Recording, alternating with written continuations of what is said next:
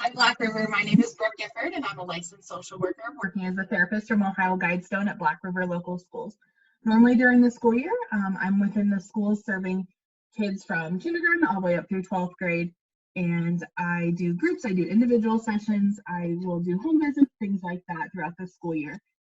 Other services that Ohio Guidestone provides are mental health for children all the way up through adults, substance abuse, and other services. So feel free to reach out via my email, or there'll be a phone number at the end of the slideshow. Over the next couple of weeks, I'll be sending out videos and flyers about different topics related to the COVID-19 pandemic. Today, we're going to be talking to your kids about COVID-19, but we'll also be talking about building boundaries, getting along with family, managing stress and anxiety, and other things like that. So stay tuned to the next couple of weeks, and we will talk about different topics. So like I said, today is talking to your kids about COVID-19. So the first thing that's important is being open and honest with your kids. Don't be afraid to talk to them about the COVID-19 pandemic. They probably have already noticed the changes, such as not going to school and not seeing their loved ones. And they find comfort in your consistency. So even if that's just knowing that you're still there and that you're still talking to them, taking care of them, things like that, they'll find a lot of comfort in that. So don't be afraid.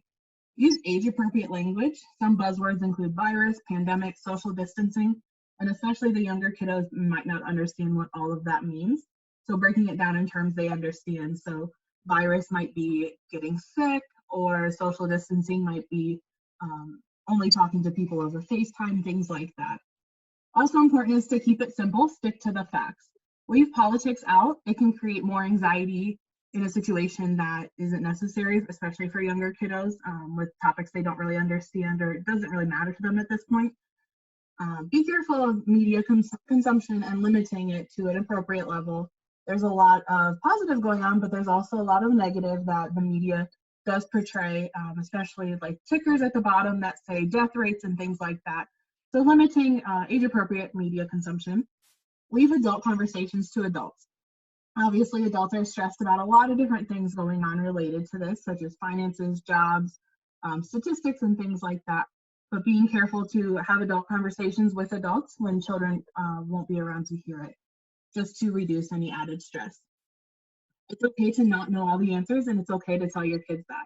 We're all still learning about what to do, what's going on, and just telling them up front that I don't know the answer, but when I do, I'll let you know. And leaving it open for future questions. As things change and we start opening back up and things like that, there's going to be more questions. So be aware and be open to answering those as they arise. The next thing that can be really helpful is reviewing precautionary measures. This can insert a sense of control and comfort. So right now we don't have a lot of control over the things going on in the world, but controlling your own hygiene and taking care of yourself can bring a lot of comfort, especially to kids. So being aware and kind of reminding of hygiene, especially hand washing. So using the ABC sign to wash hands, using the appropriate soap, things like that. The social distancing, especially with people outside of the home, keeping at least 6 feet apart and not interacting with people that are not in your household. And including children in appropriate household responsibilities. So including them on taking care of the house and taking care of things that need to be cleaned.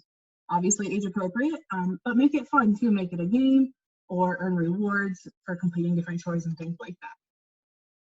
Managing emotions. Expect changes in mood. Changes and unfamiliarity can cause a lot of stress and confusion, especially in children. Be sure to validate their feelings. Practicing empathy is very important. This is their very first time living through a pandemic too, and they don't know what's going on or what's going to happen. So being patient and careful and gentle with their feelings, letting them know that it's okay to be sad, it's okay to be mad, it's okay to be happy, whatever you're feeling, it's okay.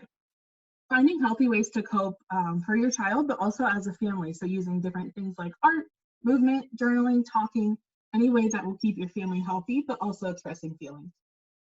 Be honest in your own feelings. It's okay to share your feelings with your child on an age-appropriate level. So letting them know that I get scared sometimes too, and I'm kind of worried also. We'll let them know that it's okay to feel those things and they're not alone. But being careful of blaming the child even indirectly.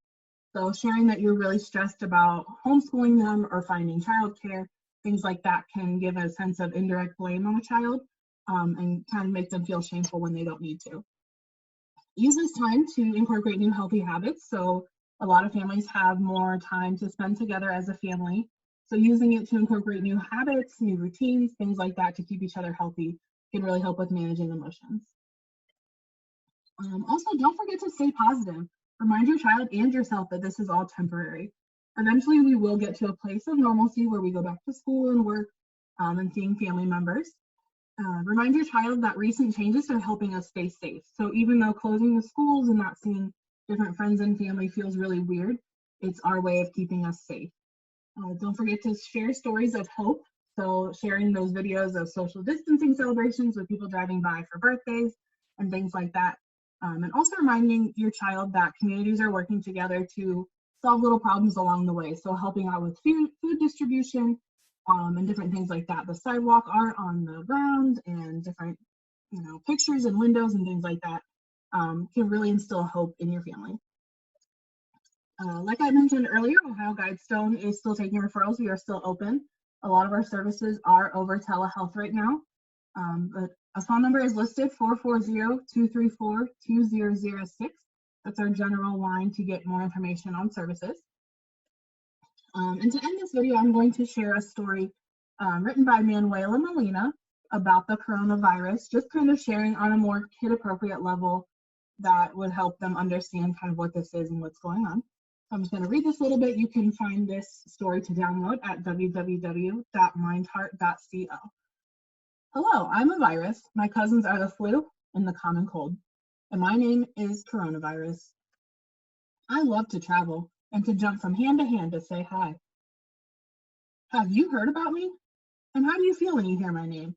Do you feel relaxed, confused, worried, curious, nervous, sad?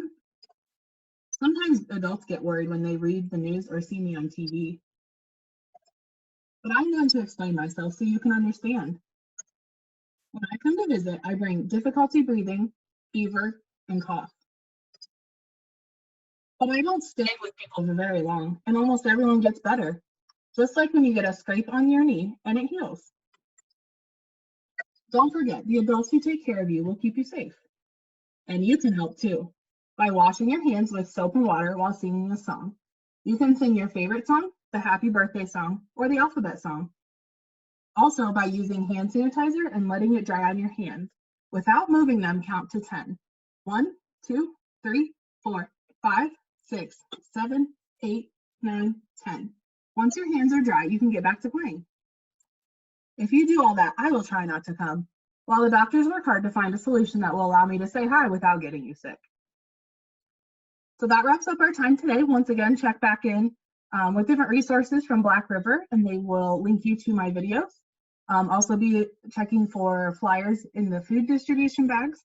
And if you have any questions, feel free to contact me at the email at the beginning of the video or reach out to Ohio Guidestone. Stay safe, and I hope to see you guys soon.